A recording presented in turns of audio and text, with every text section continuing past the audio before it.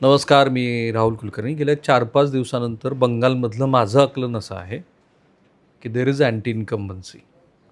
सरकारच्या विरोधामध्ये लोक आहेत. पण काही लोक कारण गणिती इथे अशी आहे, की साधारणपणे 28 ते 30% मायनॉरिटीज आहेत आणि महिलांचं प्रमाण जे की ममता बॅनर्जी यांच्या बाजूनं वळलेलं असतं, त्या दोन्हीची गणिती ही साधारणपणे 40% जाते आणि मग तिथून ममताचा प्रवास सुरू होतो असं म्हणतात. ह्या 292 पैकी मागच्या वेळेच्या तुलनेमध्ये भारतीय जनता पार्टीला मी इतके वर्ष ह्या राज्यातल्या निवडणुका कव्हर करतो. 15 वर्ष तर मी सतत बंगालमध्ये येतो आहे. पहिल्यांदा मी असं पाहिलं की बंगालमध्ये अगदी ग्रामीण भागामध्ये सुद्धा भारतीय जनता पार्टीचे झेंडे आणि शहरी भागामध्ये पण भारतीय जनता पार्टीचे झेंडे मोठ्या प्रमाणात आहेत. हा मोठा चेंज आहे. डाव्यांचं अस्तित्व शून्य. काँग्रेसचं अस्तित्व अगदी छोट्या छोट्या पॉकेट्समध्ये आहे. पण काँग्रेस आणि डावे जितकी मतदान खातील तेवढा काही प्रमाणामध्ये भाजपला आणि मोठ्या प्रमाणामध्ये TMCला फटका बसेल. कारण अँटी इन्कम्बन्सीचं मतदान असेलच, पण काही प्रमाणात मायनॉरिटीचं मतदान जाईल. भाजपनं ह्या राज्यावरती फार लक्ष दिलं आहे. भाजपच्या थिंक टँकमध्ये असं म्हणतात की 60% जे हिंदू मतदार आहेत त्याच्या जोरावरती आपण हे राज्य जिंकू शकतो. शेजारचं आसाम त्याचं उदाहरण आहे. कारण आसाममध्ये त्या राज्यामध्ये मायनॉरिटीची संख्या, मुस्लिमांची संख्या अधिक असूनसुद्धा त्या राज्यामध्ये भाजपनं कमाल केली आणि हेमंता बिश्व शर्मा ह्यांचा 3ऱ्या टर्ममध्ये पुन्हा विजय होतो का ते बघायचं. पण शेवटच्या दिवसामध्ये 4-5 दिवसामध्ये तिथली निवडणूक फिरली असं म्हणतात. अर्थात केरळमध्ये UDF गव्हर्नमेंट येईल असा माझा अंदाज आहे. तमिळनाडूमध्ये विजय हा जितकी मतं खाईल तेवढा फटका AIADMKला आणि भाजपला बसेल आणि DMK पुन्हा सत्तेवरती येईल. इथे पण बंगालमध्ये माझं मत साधारणपणे तुमच्या लक्षात आलं असेल की there is anti incumbency but still there is a big ground to match. खूप मोठं अंतर तुम्हाला कट करायचं आहे. त्या अंतर कापून जाण्याची क्षमता भाजपमध्ये आहे. 2-3 महत्त्वाच्या बाबी आहेत ज्या भाजपच्या विरोधात जातात. एक, सुवेंदू अधिकारी हे जे नेतृत्व TMCमधून त्यांनी घेतलं होतं, ज्यांनी नंदीग्राममध्ये मागच्या वेळेला कमाल केली. आता ते भवानीपूरमध्ये आणि नंदीग्राम दोन्ही ठिकाणी निवडणूक लढत आहेत. तेवढं एक त्यांचं कर्तृत्व वगळता भाजपच्या दृष्टीने फार काही इथे आलबेल वातावरण झालेलं नाही नेतृत्व पातळीवरती. पण भाजपनं खूप सिस्टमॅटिकली प्रयत्न केला. मी जर तुम्हाला असं म्हणालो की अखिल भारतीय विद्यार्थी परिषदेचे महाराष्ट्रातले, परळीतले, बीडमधले, साताऱ्यातले, सांगलीतली मुलं गेली 32 दिवस 35 दिवस महाराष्ट्रातनं येऊन इथे ठाण मांडून बसली आहेत. त्यांनी ते सिलिगुडीमध्ये काम करत आहेत, ते वर्धमान जिल्ह्यात काम करत आहेत, ते मुस्लिम बहुल भागात काम करत आहेत, ते कोलकाता शहरात काम करतात. So there is a big network BJP has नाव आणि त्या नेटवर्कच्या माध्यमातून फार मोठा सरप्राईज देण्याची शक्यता ते वर्तवत आहेत. पुन्हा मागं जा. मला हे सगळे मराठी बांधवांनी सांगितलं.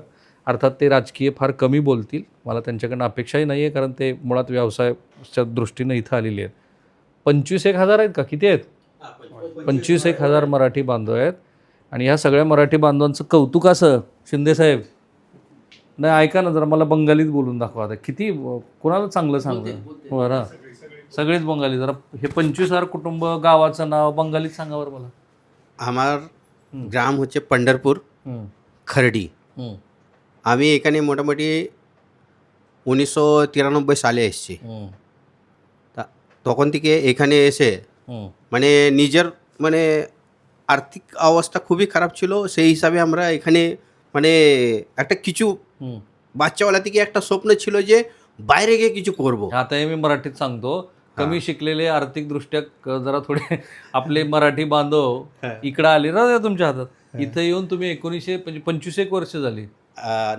जवळ 34 त्यातली 1-2 बुडातले असे त्यांचे वडीलच इथं आलेले आहेत. सगळ्यात जुना मराठी मनुष्य कधी आला इथे? जुना मनुष्य तर कमीत कमी 100 वर्ष झाले असतील त्याला. 100 वर्ष झाले असतील मला. 1980च्या आसपास. हां, 1980. आता ते पुन्हा बंगालीत मला सांगा की कुठल्या गावामध्ये तुमची वस्ती आणि तुम्ही सगळे एकत्रित राहता बंगालीत? আমরা এখন মোটামুটি এইখানে যারা উপস্থিত আছে সবাই মোটামুটি লিলুয়াতে থাকি। তা লিলুয়াতে আমরা মানে সবাই মিলে একটা বছরে একবার গণেশ পুজো করি। আর এইখানে বড় বাজার, এটা হচ্ছে বড় বাজার, সোনাপট্টি বড় বাজার। এখানে হ্যাঁ, সোনাপট্টি বড় বাজার, এই কলকাতার মেন মান্ডি। তা এই জায়গায়ও আমরা মারাঠি সব মোটামুটি ধরুন 1000 খানেক এখানে আছি আমরা। 1000 হ্যাঁ, एवढ्या दुकानात 1000 मराठी लोक? হ্যাঁ। তাই আমরা সবাই মিলে একসাথে এখানেও পুজো শুরু করেছি আজ থেকে মানে গণপতিজি? মোটামুটি 11 বছর আগে থেকে। किती? গণেশ পুজো 11 বছর আগে থেকে। 11,000? হ্যাঁ 11 11। वर्षापूर्वी? হ্যাঁ তা মানে आता ওইটাও गाणं মানে बिणं म्हणू শুরু नका হওয়ার बंगालीमध्ये म्हणजे बास झालं. হ্যাঁ শুরু হওয়ার মানে কারণ আমাদের যে পশ্চিমবঙ্গ গালাই অ্যাসোসিয়েশনের অধ্যক্ষ অজিত ভাইয়া শিন্দে हां. ইনার মানে একটা সিদ্ধান্ত নিলেন যে আমরা সারা বছর তো খাটছি, তা একটা কিছু মানে ভালোভাবে মানে সবাই এক জায়গায় এসে सगळेजण एकत्रित একটা या. হ্যাঁ हां. এসে একটা যদি কোনো একটা অনুষ্ঠান যদি করা যায় बरं, তো ठीक आहे. কি आता করা যায়, তো আমাদের মহারাষ্ট্রের একটা গর্ব ठीक आहे. गणेश पूजा आता मराठीत सेटा सांगा सुरू करू. काय होईल या निवडणुकीत? ह्या निवडणुकीमध्ये काही सांगता येत नाही कारण 50-50 चान्स आहे Chances आहे. आमच्या जे नजरात आहे. कारण आमच्याशी जेवढे बी संपर्क होते तिथं इथल्या लोकांशी, ती बरेचसे आहेत काय तोंडावर पार्टी करतात परंतु मागं म्हणतात काम म्हणजे काही चांगलं झालं नाही. कारण का 15 वर्षे एक तर्फा असल्यामुळं एकसारखं सरकार. कामात जरा थोडं त्यांचं मध्ये मध्ये रस्ता मेन रस्त्याची अवस्था लई खराब, पाणी नाही. एकतर आपलं सांस्कृतिक जी बी काय म्हणजे कार्यक्रम आहेत समजा रामनवमी आहे म्हणा, दुर्गापूजा म्हणा, ह्या टायमाला ऐन टायमाला पाण्याची व्यवस्था ठीक नाही, पाणी 2-2, 3-3 दिवस पाणी आलं नाही, अशा कितीदा तर घटना झाल्या. त्याच्यामुळं ह्याचा फटका दिदीला ह्या बारीनं बसल असे एक अंदाज आहे. ओके, पण हे गेल्या 10 वर्षामध्ये कारण प्रमुख राजकीय पक्ष आता भाजप आहे. हां भाजपनं इथं संघटनात्मक पातळीवर म्हणजे कार्यकर्ते उभा करणं काय काम केलं?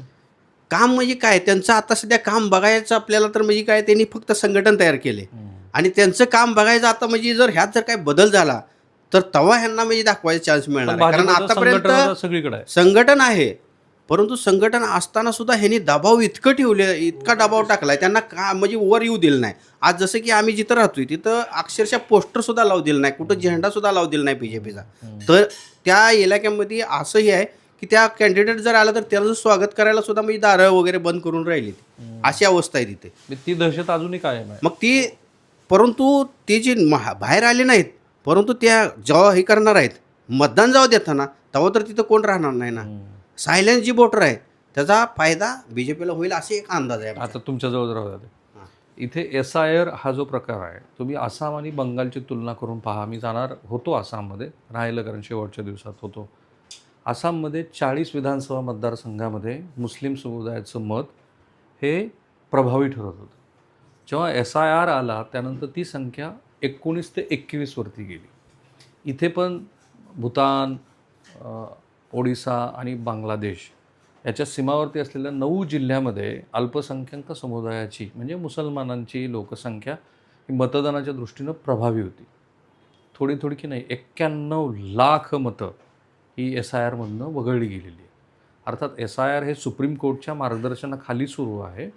ज्ञानेश कुमार जे तसे मूळचे केरळा कॅडरचे अधिकारी आहेत तेच इथे आता पार्टी झालेत. आणि डेरेक ओब्रायनबद्दल माझं मत असं आहे की हा मनुष्य एकूणच TMCचं जे आक्रमक राजकारण आहे, she is a street fighter no doubt, पण तेच त्यांच्या कार्यकर्त्यामध्ये गेल्यामुळं त्या दिवशी जो प्रसंग घडला, जे ज्ञानेश कुमारने नंतर जे एक्सवरती पोस्ट केली आणि नंतर डेरेक ओब्रायनने सांगितलं की ते गेट आऊट म्हणाले. तर इथे इलेक्शन कमिशन हीच एक पार्टी झालेली आहे, राईट. आणि इलेक्शन कमिशननं सांगितलं आहे की कुठल्याही परिस्थितीमध्ये हे पहिल्यांदा अनप्रेसिडेंटेड आहे. पहिल्यांदा एक्सवरती पोस्ट करून इलेक्शन कमिशननं सांगितलं की ह्यावेळची निवडणूक ही फेअर अँड म्हणजे खूप सुरक्षित वातावरणात होईल. आणि सगळ्यात महत्त्वाचा मुद्दा त्यांनी सांगितला की निवडणूक झाल्यानंतर पुढच्या 3 महिने इथे केंद्रीय संस्था राहतील. त्याची गरज आहे कारण ज्यांना बंगालचं राजकारण माहिती आहे, अगदी डाव्यांच्या काळापासून मी बघतोय अत्यंत व्हायलंट पॉलिटिक्स आहे इथे. पण तुम्हाला जे मला विचारायचं ते वेगळं जर त्यांच्याकडे ही SIRचा मुद्दा किती महत्त्वाचा आहे इथे? SIRचा मुद्दा तर अतिशय महत्त्वाचा आहे. बरेचसे वोटर जे होते काय बांगलादेशमधनं आलेले होते, बरेचसे लोकांनी डुप्लिकेट बनवून वोटिंग करत होती आणि त्याचा फायदा TMCला होत होता. ते आता ह्या वर्षी जे कटलेत त्याचा फायदा BJPला व्हायला पाहिजे. आणि पण त्यात हिंदू पण बरीच कटली तसं म्हणतात. हा हिंदू बी कटलेत, भरपूर कटलेत. आमच्या इथं समोर बी बरेच लोकांचे कटले ते. पण त्यामध्ये कसं आहे हिंदूंचे बी सगळ्या प्रूफ होत्या, पण काहीतरी फॉर्म भरण्यामध्ये टायमिंगमध्ये मिस्टेक झाल्यामुळं काय कटलेले आहेत, काय पूर्तता करू शकलेले नाहीत, त्यामुळं त्यांचे कटलेले आहेत. आणि मुस्लिम तरी अशीच बाहेरले जे होते त्यांचं ऑलरेडी कटलेले आहेत. काय अंदाज तुमचा ह्या वेळेला? अंदाज तरी सगळे हवा तरी सांगते TMC, पण जी BJP आहे ती आतून कवा आज बाहेर काढल्या नाही तिने. जी BJPचं सायलेंट वोट आहे ती तरी मिळायला पाहिजे. आमचं जेवढं आहे माहिती त्या हिशोबाने 50-50 तर चान्स व्हायला पाहिजे ओके आणि परिवर्तन व्हायला पाहिजे. ओके. शिंदेसाहेब, आपले जे बांधव आहेत सगळे, काय करा, तुम्ही वर्षभरात काय वेगवेगळे उत्सव साजरे करता नराधनचे? गणपतीचा, गणेश पूजा, हं, परत अजून काय आपण करतो, काय तर अडचण असली कोणाची काय, हं, पोलीस केसी, हं. चोरीच्या केसी येतात आमच्याकडे भरपूर, हां. ती मदत करतो आम्ही लोकांसाठी आणि सगळेजण. तुम्ही सगळे मराठी एकत्रितच राहता? हां, एकत्र मग तुम्हाला हां, पण ठीक आहे. राहायला वेगळं वेगळं, पण असं कुठलाही कार्यक्रम असला का सगळे आम्ही एकत्र. इथे पण तुम्ही गणेश उत्सव साजरा करता? हां, इथेही करता आणि गावात पण करता? गावाकडे. जिथं तुम्ही राहता त्या ठिकाणी? राईट. बघू जरा. सो तुमच्या लक्षात आलं असेल की ही निवडणूक जी आहे ती तशी म्हणाल तर असं म्हणतायत की कोणाचं फार ठोसपणे पारडं जड आहे असं नाही म्हणता ना. कारण SIRचा मुद्दा हा किती परिणामकारक ठरतो. प्रत्यक्षामध्ये 27 कॉन्स्टिट्युन्सीज असे आहेत की जिथे तो निर्णायकी ठरला असं म्हणतात. कारण मागच्या वेळेला ह्या 27 विधानसभा मतदारसंघामध्ये TMCचा विजय हा केवळ 5,000च्या आतमधनं झाला होता. सो अल्पसंख्याक समुदाय आणि महिला यांचा प्रभाव असलेलं क्षेत्र जवळपास 294 पैकी 90 विधानसभा मतदारसंघ आहेत. सो तिथे तो किती घटक परिणामकारक ठरतो. पण इथे तर भाजपची सगळी मंडळी ठाण मांडूनच बसलेली. कोण कोण बसलं इथं? अमित शहा, अमित शहा आहे, हां योगी बाबा आलेले आहेत, ते हां, फडणवीस आले होते, फडणवीस येऊन गेलेत, हं, मोदी आलेले आहेत. हं, त्यांच्या मिटिंगा, हं, आसनसोलला मिटिंग होती त्यांची, हं, सभा केली, योगी बाबांनी सभा केली, हं. बरेचसे आले ते, त्यांचे कार्यकर्ते सगळे इथे नाही, आले. कालचा जो मोदींचा व्हिडिओ मी यांनी मला दाखवला याच्यावरती इन्स्टावरचा, ते म्हणाले की मी 500 मीटर चालणार होतो पण मी 15 किलोमीटर चालल्यासारखं झालं. हा चाललेले. मग त्यांना किती प्रतिसाद मिळतोय मोदींना? मोदींना प्रतिसाद तर आहे मोठ्या फुल प्रमाणात? एकदम मोठ्या प्रमाणे. हं, साईडला आसनसोल हो, मालदा हो, हं. ह्या साईडला एकदम सपोर्ट आहे त्यांना. आणि अमित सिल्लीगुडी, शहाना अमित शहाना आहे. अमित शहा तर 10 दिवस इथंच आहेत, ठाण मांडून? हा ठाम बांधून राहिलेला आहेत. हं. योगी बाबा येते. पण एक मला सांगा की TMCकडे जसं ममताचं नेतृत्व आहे ना, एक चेहरा आहे मोठा, 15 वर्ष त्याच मुख्यमंत्री आहेत, तसं BJPकडे कोणी चेहरा आहे का मोठा? शुभेंदू अधिकारी आहे ना. आहे? हा त्यांच्यावर बरेच वर्चस्व आहे त्यांचं बी. हं, हा, ती भवानीपूरमधनं बी लढत आहे, नंदीग्राममधनं बी लढाई चालू आहे त्यांची. हं, सगळा त्यांना बहुमत सपोर्ट आहे हं. शुभेंदू अधिकाऱ्याला. काय होईल वाटतं तुम्हाला यावेळेला? 50-50 पुन्हा 50-50 चान्स BJPचा आहे. दादरा यांच्याकडे. यंगस्टर्स, तुमचं पूर्ण नाव सांगा, कारण तुमचा जन्मच इथला आहे. सचिन शंकर पाटील. सचिनराव, तुम्हाला तर बंगाली मग गाणं पण येत असेल. येतंय का? नाही कसं कमाल झाली आता, पाटलांना म्हणावं लागेल मग मला, पाटील तुम्ही गाणं म्हणा. हां, कोण तुमचा आवडता अभिनेता बंगाली? नाही बंगाली एवढे इंटरेस्टेड नाही. मराठीच बघता काय मग? बंगाली मित्र तर आहेत की नाही? हां बंगाली का मैत्रिणी आहेत? नाही मित्र आहेत. हं? आता तुम्ही एवढं जवळून TMCचं आणि भाजपचं राजकारण बघता, दोन्ही पक्षामध्ये काय फरक आहे राजकारणात? TMC बघा कसं आहे की TMC पण चांगली लोक त्यात पण आहेत, ती काय त्यात पण चांगली, मी समधीच वाईट नाही ती. ती काम मनापासून करायच्या आधी. पण तू ह्यात काय की जी वाईट लोक आहेत त्यांनी खराब केले ते त्यांचं पण. मला असं कळलं की ममता बॅनर्जीची बदनामी जर झाली असेल तर ती खालच्या लोकांमुळे जास्त झाली. हां बरोबर ना? त्यामुळे नाराजी मोठ्या फालतूक लोक जी आहे ती त्यांच्यामुळे खराब झाली. असं ममता दिदी पर्सनली खराब नाही. आज ती हाय म्हणून आपण सुकान आहे मराठी समजी इथं आपल्याला माहिती, ती मराठ्यांना चाहती. गणपती विसर्जनाचा आज कार्यक्रम. आपला शरद पवार साहेब त्यांच्यासंग पण त्यांचं लय चांगलं कॉन्टॅक्ट आहे तर हर चीज आहे, तसं काय नाही. पण तू जी काय लोक आहे ती जी नाश करणारी असते त्यांनी. आता हा मुद्दा मी जरा व्यापक पातळीवरती सांगतो. मला हे संपूर्ण बंगालमध्ये जिथे जिथे मी गेलो आणि अनेक अधिकाऱ्यांशी बोलतो आहे, तर मला असं लक्षात येतं आहे की ममता बॅनर्जी यांच्यापेक्षा त्यांचे आमदार, त्यांचे खासदार आणि स्थानिक स्वराज्य संस्था पातळीवरती पंचायत समितीचे सदस्य, जिल्हा परिषदेचे सदस्य यांच्याबद्दल कमालीची नाराजी आहे, कमालीची. हे लोक येनकेन प्रकारे पैसे हडपतात, व्यापाऱ्यांना त्रास देतात, ग्रामीण भागामध्ये त्यांची दहशत आहे, अशा पद्धतीचं वातावरण आहे. आणि त्याचा बसलाच तर ममता बॅनर्जींना मोठा फटका बसेल असं माझं आत्ताचं आकलन आहे. आणि जी निवडणूक त्यांना मागच्या वेळेला त्यांनी खूप यावेळेला भाजप खूप व्यवस्थित रणनीती पण आखते. आता काही लोकांना म्हणेल की आम्ही भाजपचे समर्थक आहेत वगैरे, तर वाटतं लोकांना त्याला काय करणार. ह्या वेळेला भाजपनं त्या चुका टाळण्याच्या मागच्या वेळेला त्यांनी केल्या होत्या. मागच्या वेळेला असं वाटत होतं की श्री नरेंद्र मोदी हे फार आक्रमकपणे ममता बॅनर्जी यांच्या विरोधात प्रचार करत नाहीत. पण this time the scenario is completely different one. तर तुम्हीच मला ती पोस्ट दाखवली ना कालची, ते रडले बिचारे, काय म्हणजे राजकारणच आहे त्याच्यामध्ये. हां, ते रडले. कुठं होती ती सभा? मोदी ते सभा मोदीचं सिलिगुडीला होते. ते चक्क म्हणजे त्यांचा रोड शो होता. ते म्हणले मी 500 मीटर ते 700 मीटर चालत जाणार. पण शक्य जेव्हा ती ग्राउंड लेवलला उतरले ती शक्य 15 किलोमीटर चालत गेले, पण त्यांना कळलंय की मी 15 किलोमीटर चाललोय. म्हणजे एवढं त्यांनी जनता जी बघितली जी उभा होती. तिकडे वर्धमानमध्ये त्यांची जी सभा होती त्याला किती लोक उपस्थित होते? त्याला तर मोदी साहेबांनी जसं ती सभात माणसं मोदी साहेब म्हणले महाकुंभ परास बी जास्त लोक होती. अक्षरशः त्यांनी जेव्हा हेलिकॉप्टरनं उतरलं त्यांनी स्वतःच्या मोबाईलमधून रेकॉर्डिंग केलं. Which he posted everything on social media. तुमचं काय शिक्षण पाटील? माझं MBA. इथेच MBA फायनान्स का HR? नाही, अर्ध्यातनं सोडलं. मग आमचा आपला महाराष्ट्र माणसाचा वारसा आपला. पण काही असो, छत्रपती शिवाजी महाराजांचा असा एखादा फोटो बघितला ना ऊर भरून येतो. कारण इथे खूप कमी लोकांना माहिती आहे की कोलकात्यावरती भोसल्यांचं राज्य होतं. आणि जेव्हा इंग्रज होते आणि इथला जो नवाब होता त्या नवाबाला मराठ्यांनी अक्षरशः पळता भुई थोडी करून सोडली होती. इथे चौथाई वसूल करायचे मराठे. आणि या शहराच्या तटबंदीसाठी मराठ्यांना रोखण्यासाठी एक मोठी तटबंदी केलेली होती. मला कधी कधी असं वाटतं की जाधवपूरचा संदर्भ हा कधी कधी मराठ्यांशी येतो की काय. आणि हे पण बघा, हा पण इतिहास नव्याने लिहिला पाहिजे. हे फार चुकीचं आहे की इंग्रजांनी मोघलाकडनं हा भारत देश घेतला. साफ खोटं आहे. इंग्रजांनी मराठ्याकडनं भारत हा घेतला आणि त्याच्यामध्ये कोलकात्यापासून ते जम्मू काश्मीरपर्यंत सगळीकडं मराठी होते. तिकडे कटकमध्ये पण जर तुम्हाला भोसल्यांचं राज्य दिसेल, इथे पण भोसल्यांचं राज्य आहे. इथे पण चौथाई वसूल केली. अर्थात ते त्यांच्या दृष्टिकोनात बघ.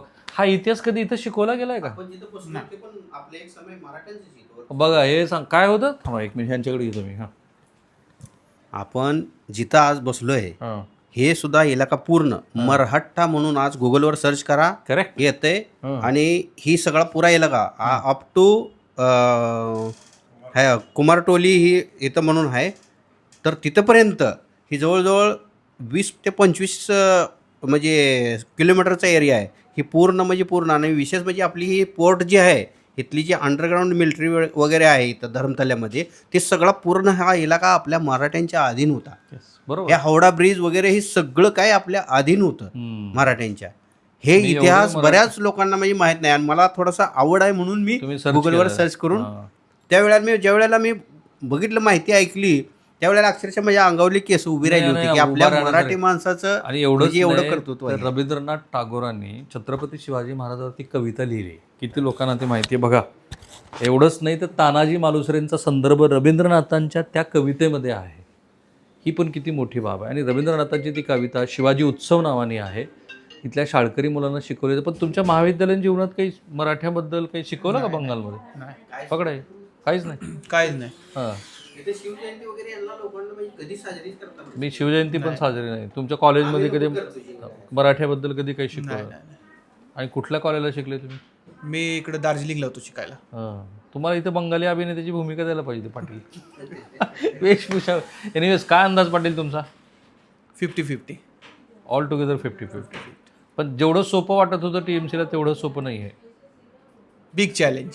हां, बिगच्या या नोटवरती मी थांबतो आहे. कोणाचं राहिले बरं. हां, त्यांनी नाही ऐकाय का नाही. तुम्ही फार महत्त्वाचा मुद्दा मांडला होता. मी ते विचारणार, ते पकडा जरा. तुम्ही म्हणले आपल्याकडे जसं गावोगावी राजकारण त्यापेक्षा घरोघरी इथं कार्यकर्ते झालेत काय? होय. हां, कसला इथलं राजकारण आपल्या राजकारणात काय फरक आहे? नाही इथं बी काय एवढं हे नाही तसं.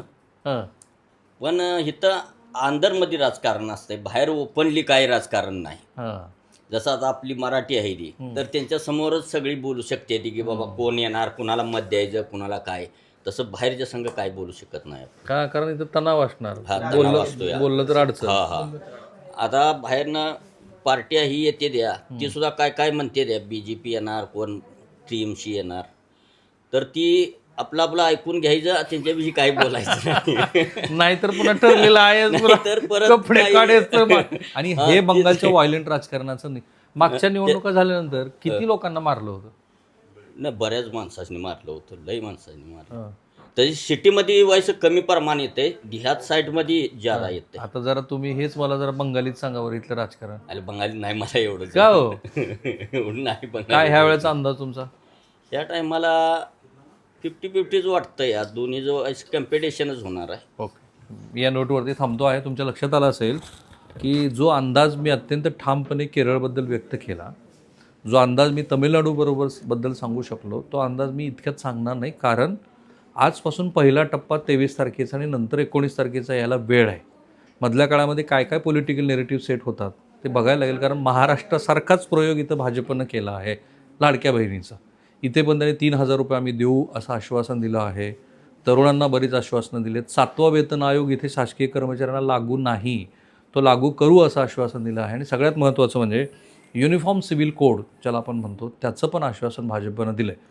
महाराष्ट्रात बसलेल्या प्रेक्षकांना कदाचित त्याची व्याप्ती नाही कळणार, पण इथे ज्या राज्यामध्ये 30% मुस्लिम समुदाय आहे त्या ठिकाणी अल्पसंख्याक समुदायाच्या दृष्टीनं जो युनिफाईड सिव्हिल कोड आहे त्याचं महत्त्व हे निवडणुकीमध्ये प्रत्यक्षात फार निर्णायकी ठरू शकतं. थांबूया आपण इथे, आपला हा प्रवास चालूच राहणार आहे. धन्यवाद, थँक्यू. जय महाराष्ट्र, जय शिवाजी. बाय द वे हा काही मुद्दा फक्त प्रादेशिक अस्मितेचा आणि मराठी भाषेचा नाही आहे, पण आपण ज्या राज्यात आहोत त्या राज्यातल्या नागरिकांचं हे कर्तृत्व तर बघा ना तुम्ही. म्हणजे तुम्हाला केरळमध्ये चहाचा जगभरात एक्सपोर्ट करणारी माणसं, आणि ह्या गलाई बांधवाचं तर कौतुकच आहे. म्हणजे जगात तुम्ही कुठेही जा ही तुम्हाला भेटतील. अगदी मी आर्टिकल 370 ज्या दिवशी रद्द झालं त्या दिवशी लाल चौकात उभा होतो, तिथं मला ही माणसं भेटली. Yes, they are all over the world, absolutely. आणि त्याच्यामध्ये ह्या माणसांचं जे कर्तृत्व आहे ना, त्याचा कधीतरी महाराष्ट्रानं सन्मान करायला पाहिजे. सोपं नाही आहे महाराष्ट्रापासून इतक्या अंतरावरती येऊन इथं स्वतःचा व्यवसाय उभा करायचं, इथल्या मंडळींना रोजगार द्यायचा. तुमचे आभार, थँक्यू, धन्यवाद.